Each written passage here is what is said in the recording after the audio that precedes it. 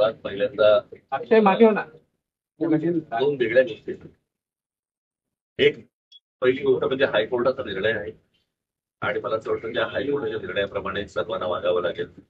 बरोबर आहे. आणि त्याप्रमाणे मला असं वाटतं जयसूर्यने त्या गोष्टींचा विचार करणं गरजेचं आहे. त्या हायकोर्टाने कुठच्याही प्रकारची बंदी घातली आहे त्या प्रकारची पण केली पाहिजे असं मला असं वाटतं. त्यांना समजलं पाहिजे. दोन, कबुतरांमुळे काय काय प्रकारचे रोग होऊ शकतात ते मला असं वाटतं. आता बहुतेक डॉक्टरने सगळ्यांनी सांगितलेलं आहे की त्याच्यामुळे काय काय प्रकारच्या गोष्टी होतात. त्यांना खायला घालू नये याच्यासाठी म्हणून जे हायकोर्टाने सांगितलं त्याच्यात जर सध्या खायला घालत असेल तर मला असं वाटतं की त्याच्यावर पोलिसांनी कारवाई करणं गरजेचं आहे. जर हायकोर्टाचा निर्णय असा आहे की त्याला खायला घालू नका, त्याच्यानंतर जर समजा उगा धर्मधर्माच्या नावाखाली जर तुम्ही खायला घालत असाल तर ते अत्यंत चुकीचं आहे. कारण या गोष्टींनी एकदा एकाला सुरुवात झाली की बाकीचेही तशाच वागायला सुरुवात करणार आणि मग हायकोर्ट आणि सुप्रीम कोर्ट म्हणायचे की त्याला. मला असं वाटतं काही गोष्टींचा आपण विचार करणं गरजेचं आहे. त्यासाठी आंदोलन होत आहेत. त्याच्यासाठी जे आंदोलनं होत आहेत त्यांच्याकडनं पण झालं आंदोलन. त्याच्यानंतर मराठी आपल्या संमेलन केलं. ज्या वेळेला त्यांच्याकडनं आंदोलन झालं त्यावेळेला पोलिसांनी कारवाई करायला पाहिजे होती. ती कारवाई झाली नाही आणि हे सगळे हे लोढाबिडासारखी जी माणसं मध्ये येत आहेत, कळलं का? लोढा मंत्री आहेत, तुमच्या समाजाचे मंत्री नाही आहेत. त्यांनी मला असं वाटतं की महाराष्ट्राचा आणि कोर्टाचा नीट मान राखला पाहिजे आणि ज्या लोकांनी काय ते काय सूर्या बिर्या काय आणल्या असेल मला असं वाटतं पोलिसांनी त्यांच्यावरती कारवाई केली पाहिजे. काल जी काही लोक मराठी लोक तिकडे गेले होते त्याच्यावरती ज्या प्रकारची धर्मकड आणि त्या काय धक्काबुक्की आणि मग पत्रकारांना पण मारलं घेतले.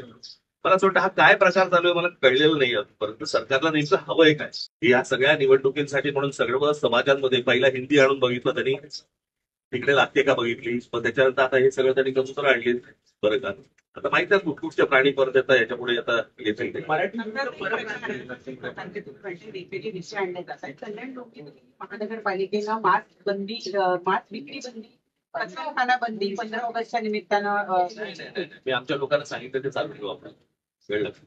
पण पहिली गोष्ट आपण बघितली पाहिजे महानगरपालिकेला या सगळ्या गोष्टींचे अधिकार नाही आणि कोणी काय खावं आणि कोणी काय खाऊ नये याचे निर्णय सरकार आणि महानगरपालिकांनी करू नये. म्हणजे एका बाजूने आपण स्वातंत्र्य दिन म्हणून साजरा करायचा आणि खायचं स्वातंत्र्य नाही. म्हणजे स्वातंत्र्य दिनाच्या दिवशी तुम्ही कोणत्याही प्रकारची बंदी आणताय मला असं वाटतं की हेच विरोधाभास आहे त्याच्यानं. म्हणजे आपण दोन गोष्टी आपण पाळतो की एक स्वातंत्र्य दिन आणि दुसरं म्हणजे प्रजासत्ताक. म्हणजे पहिल्याची सत्ता आणि इथे आपण स्वातंत्र्य म्हणतो. मग स्वातंत्र्य म्हटल्यानंतर तुम्ही बंदी कशी काय आणताय आणि कोणाचे काय धर्म आहेत आणि कोणाचे काय सण आहेत याच्याप्रमाणे कोणी काय खावं ही गोष्ट मला असं वाटतं सरकारने सांगू नये. कोणत्या सरकारने सांगू नये की कोणी काय खाल्लं पाहिजे आणि कोणी काय नाही खाल्लं पाहिजे. नाही आता कोणाकडे तरी ऐकलं की 1988 साली हा कायदा वगैरे आणलाय. मला असं वाटतं तो 88 साली आणला असेल नाही तर आता आणला असेल. मला असं वाटतं कोणत्याही सरकारने या गोष्टींचा विचार केला पाहिजे की स्वातंत्र्य दिनी आपण लोकांचं स्वातंत्र्य हिरावून घेतो. हे कोणता स्वातंत्र्य दिन? मतदार याद्यांमध्ये मोठ्या प्रमाणात घोळ आहे.